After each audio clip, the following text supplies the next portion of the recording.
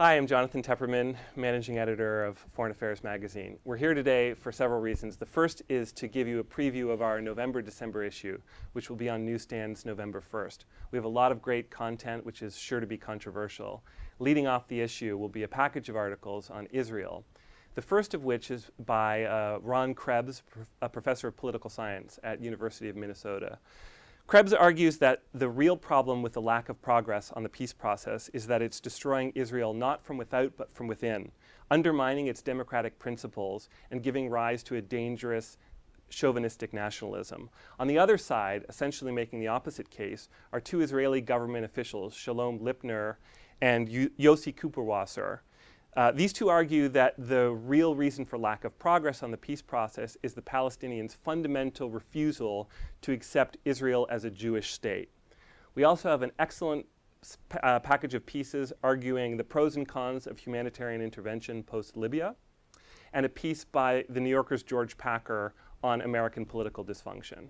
I also encourage you to go now to newsstands to pick up the September-October issue of Foreign Affairs.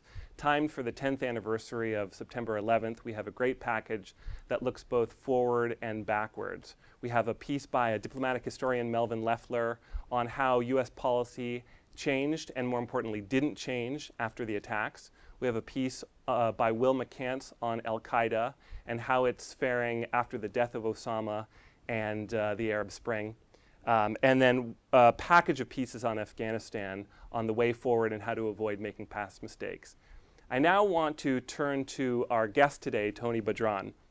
Since last winter, we, like everybody else, have been following events in the Middle East very carefully. As the Arab Spring turned into a hot Arab summer, and then with the fall of Gaddafi in Libya, an Arab fall, one place where things seem to be getting worse, not better, is Syria. Tony Badran, research fellow at the Foundation for the Defense of Democracies and a frequent contributor to foreignaffairs.com, has been following Syria very carefully. So my first question for you, Tony, is how would you describe facts on the ground at the moment? What we have seen for the last 2-3 months especially is a recurring pattern whereby the regime dispatches security forces to multiple towns where the demonstrations have spread all over Syria. And despite the fact that in one particular town or another, they may be able to go in and stop the demonstrations for however days they stay there, the minute they retreat from the town, the protesters resume their activities and take back to the streets. So this has been a recurring theme for the last 6 months, obviously with a growing number of fallen Syrians, now reaching definitely around 3,000 dead and countless more disappeared. But it sounds like what you're describing is essentially a stalemate. Pretty much, in the sense that the Assad regime has not been able to quelch this phenomenon, and the protesters keep growing in number and keep spreading into various cities. And on the other hand, the protesters have not been able to really fundamentally alter the structure of the regime in the sense of causing splits or rifts within the hierarchy, and therefore to hasten its demise. So you sound not optimistic about the chances of Assad falling. The reason I ask is for several weeks now, a number of pundits have been writing his obituary, but it sounds like you're not convinced. Well, I'm one of the first who wrote his obituary, actually, back in April. I do believe that fundamentally he is finished, in the sense that he will not be able to return to the status quo ante, even if should he survive for however many more months or even years.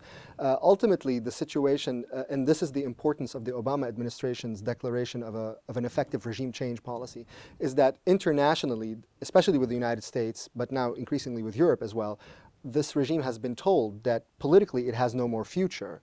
That's on the international level, but also on the domestic level, this unprecedented domestic uprising, and which has also a definite sectarian coloring to it, in that the majority of the population in Syria is Sunni, although the protesters are not exclusively Sunni by any means.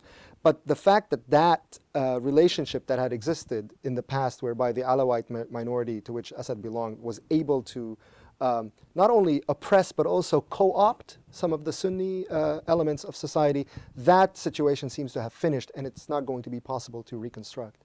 Speaking of sectarianism is a good segue, because one of the arguments that Assad always makes about why other countries should, and Syrians for that matter, should support his regime is because if he goes, Syria falls apart. So the question is, if Assad falls, does Syria look more like Egypt or Tunisia, or does it start to look like Iraq in 2004, 2005?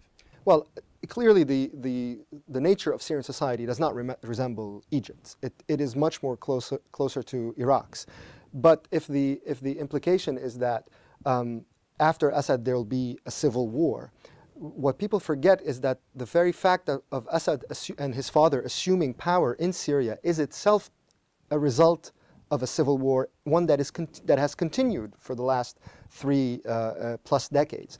Basically, the way the Alawite Assad family has managed to take over power was in large part a result of a civil war, and the fact that it was able to maintain this power all throughout with a police state was itself also a form of a civil conflict. And now this civil conflict, where the party that has been subdued for the last 3 decades is now up in arms again.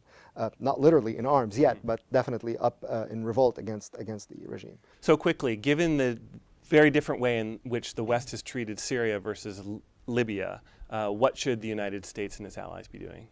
The United States right now is pretty much pushing all the tools at its disposal in cooperation with the European allies to pressure Assad economically and diplomatically in the hopes that somehow this will affect some sort of a crack within the regime or with the support base in the business elite in Syria that would lead to Assad's demise.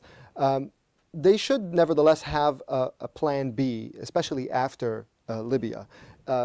We are hearing now more and more voices inside Syria, although they still haven't reached a platform per se, of demanding something akin to Libya, meaning a no-go zone, a no-fly zone, something. If the situation does develop in such a way that there is a armed conflict between the protesters and the regime on a large scale, then there's going to be a de facto proxy regional competition inside Syria, involving the Iranians, involving the Turks, the Saudis, maybe the Jordanians. And so this is a situation that the United States has to account for and prepare for from now, because although it may not want to be dragged into some sort of a military situation, it may be forced to. Pessimistic conclusion. Perhaps. On that note, let me thank Tony for joining us and all of you for watching. Thank you.